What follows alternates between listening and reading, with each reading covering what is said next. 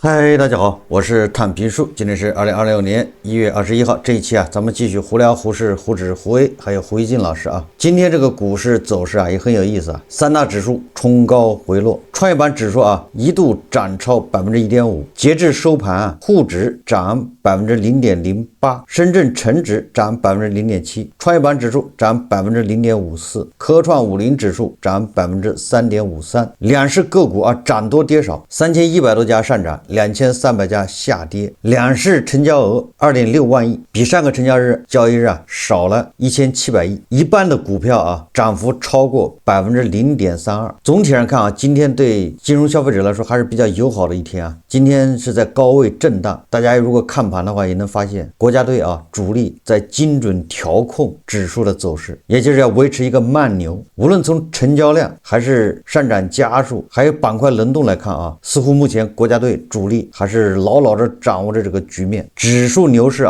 是在如火如荼的進行中。從目前盤面來看，如果要大跌的话，那除非要出利空消息，也就是說只要政策面不出现什么利空消息，它是跌不下来的。因为现在场内的資金那是極度的亢奮，因為他們似乎找到了這個政策的這個薄弱點，也就是你不只希望這個慢牛嗎？你不是害怕跌嗎？你不是不希望它跌嗎？你也不希望它漲得太快，那大家就知道了。所以說現在輪動比較加快那些沒有漲過的沒怎麼炒過的股票很有可能都會被翻出來找個借口炒了一下，或者叫什麼反彈一下，都有機會簡單點說就是國家隊主力搭台，主力在銀行、在保險、在券商、在什麼中字頭股票上穩指數，其他的這個小盤股什麼概念股垃圾股你就自由發揮，只要不太過分。你看那個商業航天對吧，一個月漲了1倍，現在回調 50%， 調得多的有 50% 了。接下來如果這個主力不再打壓，那說不定它又反彈一下，因為這裡面大量的資金被套在裡面，這種走勢恐怕還要維持到春節前吧。高盛維持 A 股慢牛行情預判，2026年開年以來 A 股行情一路走好滬指連續突破重要整數關口。第一財經報道他說但在近期兩融市場迎來降溫信號， A 股縮量震盪，前期的熱門概念股易出現下挫，慢牛行情是否仍在進行中？高盛首席中國股票策略師劉勁金表示，與2015年瘋牛相比，當前市場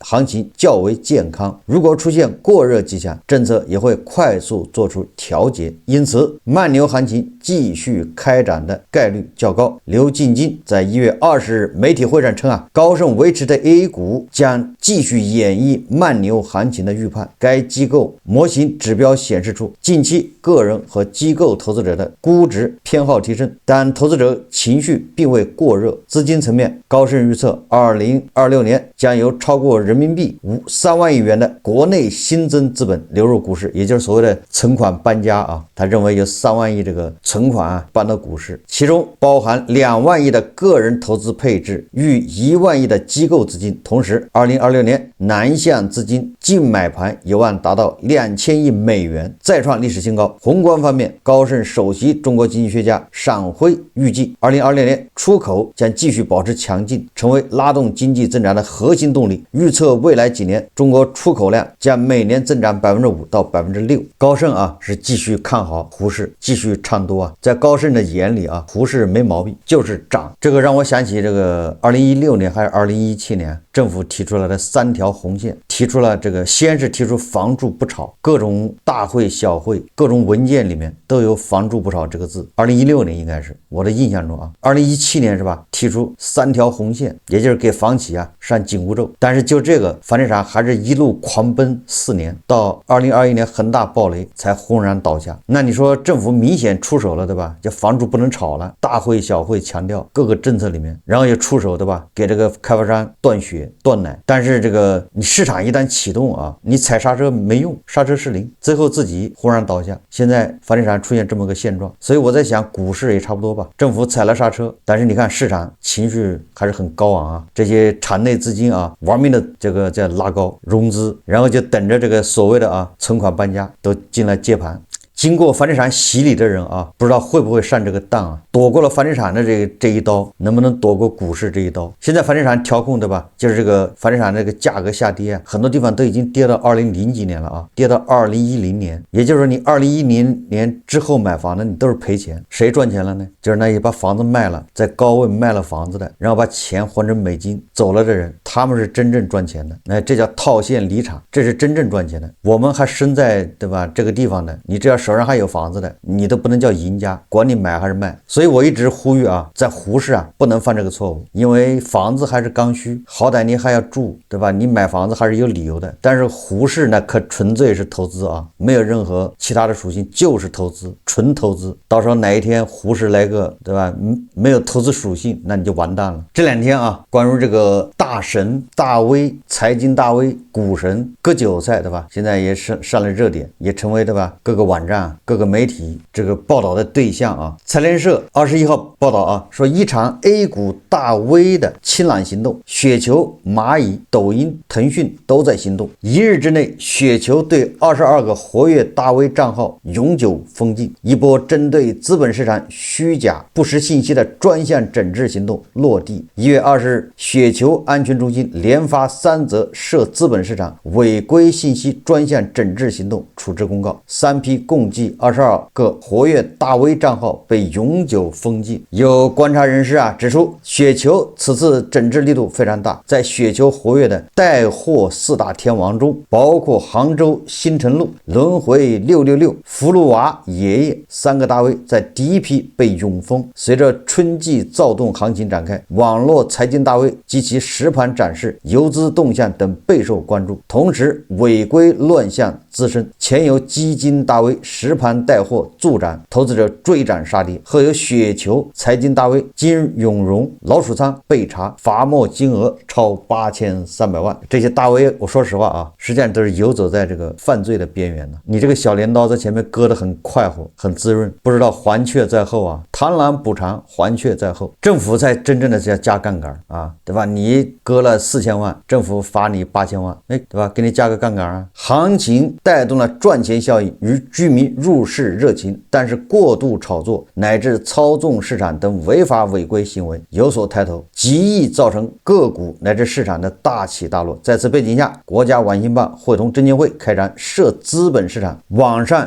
虛假不實信息專項整治。雪球表示啊，自1月20日起啟動專項治理工作。財聯社記者獲悉啊，涉及資本市場的大 V 違規亂象，包括螞蟻財富、抖音、騰訊等互聯網平台均建立了日常監測與處置，近期也有所加碼，處置力度有不同程度上升。此外，知名游資陳小群被質疑涉嫌操縱股價的情況近期持續發酵，有投資者舉報他在金風科技、雷科房屋等股票上先用馬甲號，就是小號啊買入，再利用影響力誘導散戶接盤後高位出貨等，甚至引發了取消龍虎榜的市場小作文。這不和那個金永榮操作手段一樣嗎？我估摸着啊，這些人現在睡不着了，已經摸1罰2呀。你掙再多的錢，你掙的越多罰的越多啊，這還算是基本操作啊，後面恐怕還要刑責。你跟那個徐翔一樣，能睡得着嗎？4大帶貨天王一日內被封了仨。1月20日，雪球安全中心一天之內發布了3則涉資本市場違規信息專項整治行動處置公告稱，為深入推進國家網信辦會同證監會開展的這專項整治啊，雪球即日起啟動專項治理工作。從各互聯網平台來看，說包括螞蟻、抖音、騰訊等平台均有日常監測與處置舉措，近期在處置力度上也有不同程度的加碼。螞蟻財富定期公告社區金融違規治理公告，清理涉及違規金融宣傳的內容58462條，對35枚發布虛假金融產品信息的賬號進行了永久封禁。實際上啊，這些都沒用，這些叫一陣風式的這種運動式的治理，沒有任何用處，對吧？等到風聲一過，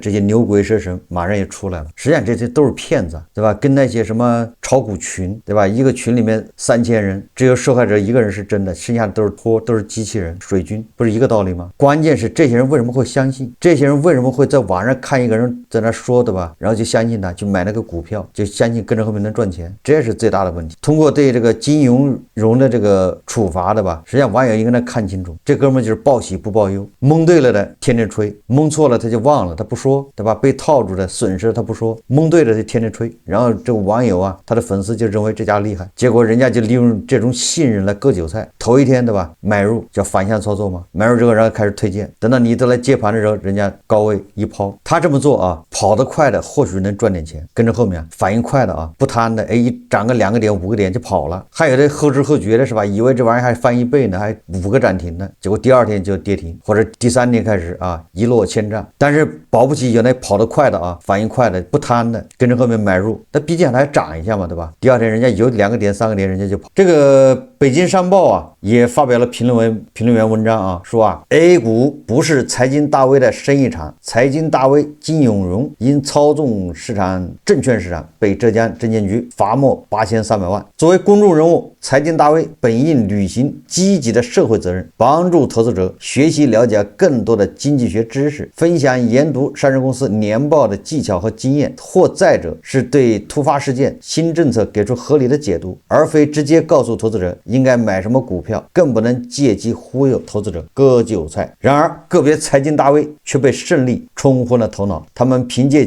積累的粉絲基礎，通過公開點評、暗中建倉、誘導跟風等手段干擾股價。這種行為不僅扭曲了正常的供需關係，更直接侵害了投資者的合法權益。資本市場有其特殊性，股票交流必須建立在法律邊界之內，不能通過別有用心的薦股來非法獲利。但影響力被轉化為操縱市場的工具，所謂的投資者建議就演變成了收割的手段，而从严處罰則是鏟除股市黑嘴的最有效手段。這些都沒有什麼用啊！我剛才說過了，這種運動式治理啊，你多少年就來一回，有的是1年來一回，對吧？有的是1年還來2回。10幾年前那個天涯上面的叫什麼帶頭大哥777，大家還記得吧？老股民应該記得，不是一個調的嗎？一個搞法嗎？只不過那時候沒有自媒體，對吧？沒有這個，不像現在社交媒體這麼發達，這不就死灰復燃了嗎？因為你的土壤在這兒，你這麼多大寶貝，這麼多人等着被騙，你不騙了他不高興，不是騙子多，对吧？也是因為傻子太多，騙子不夠用。我甚至有的時候懷疑啊，这個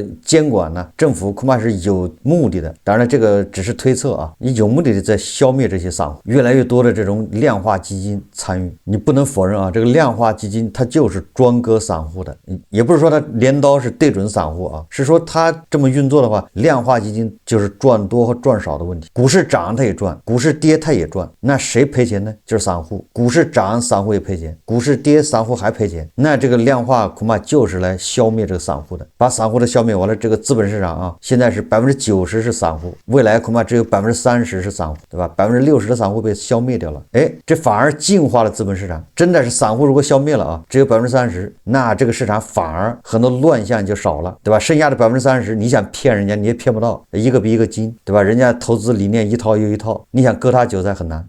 你企業做假賬，人家能看得出來。你講故事，人家不搭理。就是這些散戶啊，是叫碩果僅存的這些散戶，早就成精了啊，對故事免疫，對吧？那火眼金睛，你這企業報表異常，業績不正常，人家也能看出來。所以我現在高度懷疑啊，這個監管啊，在這個散戶這麼堅決反對的情況下，仍然啊，這個容許這個量化基金操作。你看那個梁文峰的换方量化，去年啊賺幾百億啊，收益率是50%多啊，還不算最高，最高的是收益率是80%多吧，所有的量化基金都在賺錢，而散戶呢，對吧？只有10%的散戶可能賺了一點。如果這個指數漲到5000點，大部分散戶還不賺錢，對吧？還在賠錢，很有可能散戶會絕望，在牛市裡面撲騰了2年沒賺到錢。我們再看看這個做假賬的啊，新浪證券報道啊，虛增利潤4670萬元，金山清基涉財務造假遭 ST。1月19日，金山清基股票停牌一天，自1月20日起開市期復牌後，正式被實施風險警示，股票變更為 ST 金基，漲跌幅限制同步調整為 5%。這一變動源於湖北證監局近期出具的行政處罰事件告知書，揭開了公司2018年財務造假舊賬，這是8年前了。根據行政處罰事件告知書，金山清基2018年年度報告存在虛假記載，問題核心指向已關停的原控股子公司深圳市匯大成智能科技有限公司。总之啊，它的子公司啊财務造假，怎么财务造假呢？通过签訂虛假合同，将未實際履行的合同確認收入等方式，直接導致金山清基當年虛增利潤總額4670萬，佔單期披露利潤總額的26%，相當於當年1/4的利潤為虛構。我為什麼說金山清基呢？這個我記得啊，在第一輪牛市啊，不是第一輪牛市啊，在那個就是股改那一輪牛市啊，6124點那個牛市啊。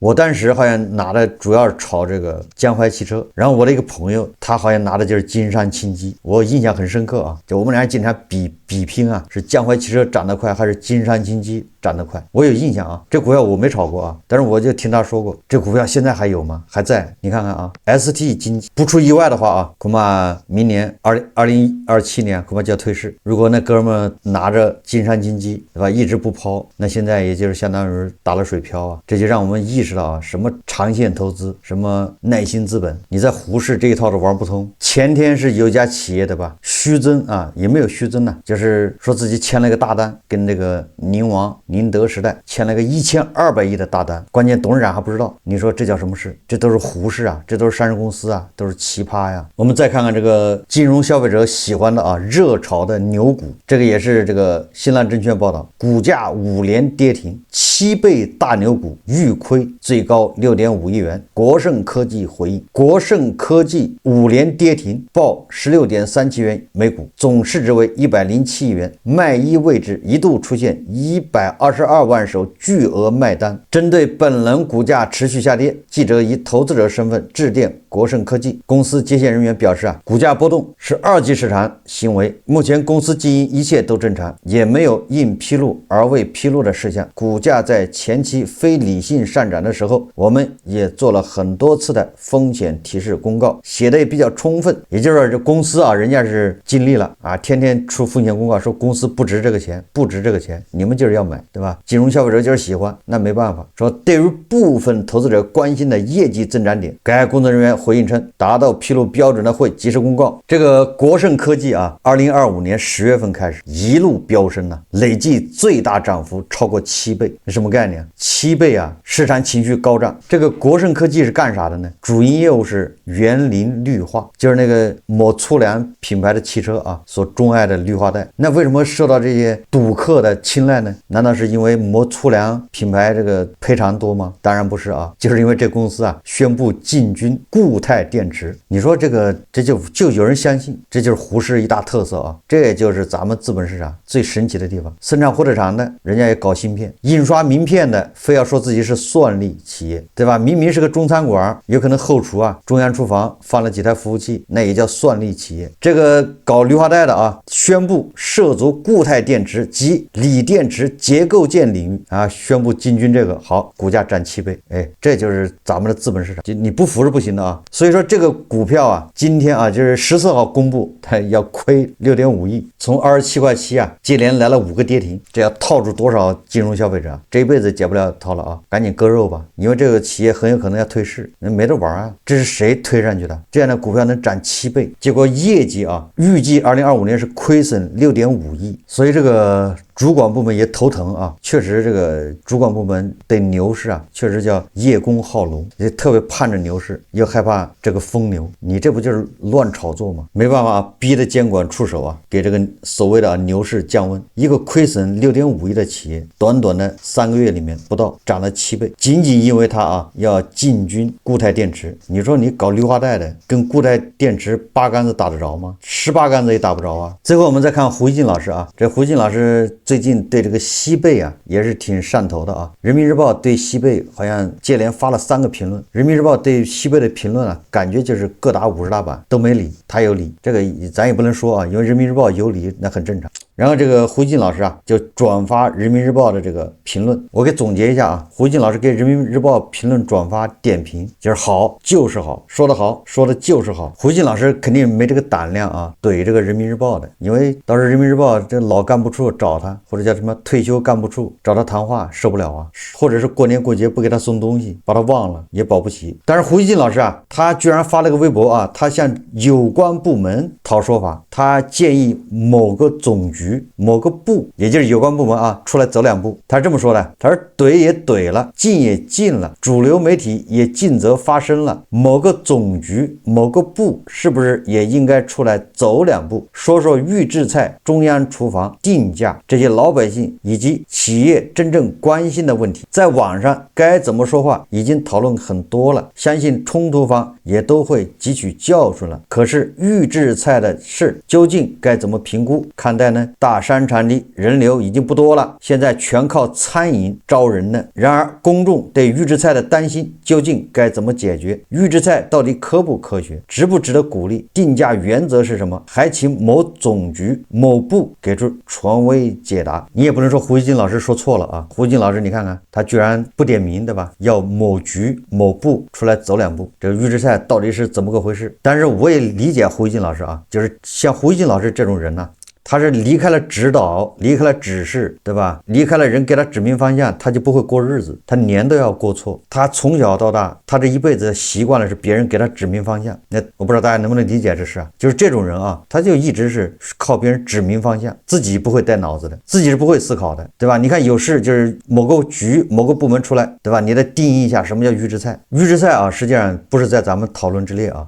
我們說的這個，你站得高看得遠的話，預制菜實際上就是農產品、農業向工業化邁進的一個步驟。你看是個必經之路，你看這是不是高端大氣上檔次？農業對吧？要從那個小農經濟、手工業，最後必然要到工業對吧？工業化，那預制菜就是個必然過程。從田間地頭，從養殖場，最後到消費者的嘴裡面，這整個過程要實現工業化，這也是歷史必然，這也是以後科技發展的一個必然，技術進步的必然，對吧？這個誰還能擋得住嗎？那在這個過程中，對吧？那自然會出現這樣那樣的問題。預制菜這個啊，你制定的規則怎麼着都跟不上這個形勢發展，這個是很正常。不要說菜了，連藥你都整不明白。你看這中藥對不對？能整得明白嗎？這個中藥製劑對吧？到底這中藥裡面能不能加西藥？這個中藥能不能往那個血管裡注射？這玩意你都整不明白。你不要說吃的了，奶粉你也整不明白。小孩喝的奶粉簡單吧？你整得明白嗎？所以說啊，這些都是在經濟發展過程中啊，它有一些滯後。就西貝這個事情啊，扯來扯去的，它的重點其實不是預制菜。所以說這個胡錫進啊，人民日報啊，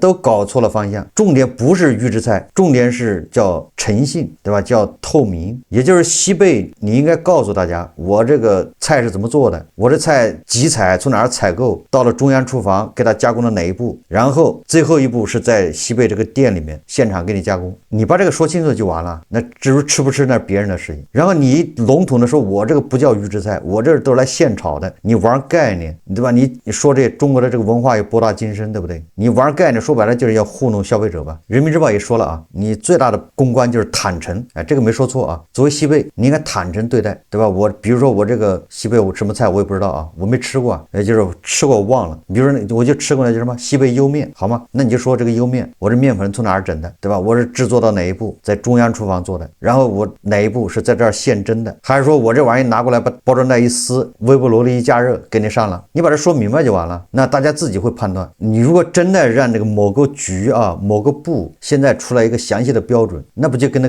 個新電動車標準一樣嗎？這胡錫進老師也叫蔫兒壞啊。那個新國標電動車一出來，吐槽的得多啊，那搞得人家廠商都不會生產電動車了，整不明白。消費者一看這電動車不想要，浪費多少社會財富啊！你這個某個局、某個部真要出來搞個預制菜標準啊，我估計大概率是好多這個餐飲企業要倒閉。照你這個標準搞出來菜沒人吃，賣不掉怎麼辦？誰負責？哎，如果照你這標準，如果你這標準比較寬泛，那消費者也不高興，對吧？說你這草菅人命，你要搞得特嚴格、特規範，那餐館要關門，沒有一個餐館能達得到，而且就按你這做的，人家不吃怎麼辦？這不就跟那個新國標電動車一樣嗎？所以我覺得啊，相比較這些標準而言，我覺得最重要的是透明，是知情權，就是你要尊重消費者的知情權。消費者又不傻，對吧？只要你把這東西說清楚了，人家該吃還是要吃的。特別講究鍋氣的，特別講究那種現炒的，那人家就不去吃，那你就去那小飯館吃嘛，現炒的，你親眼看人家切的吧，切完之後洗完之後在鍋裡滋啦一下一炒，可以啊。這個其實大家也能想象啊，咱們中餐跟西餐最大的區別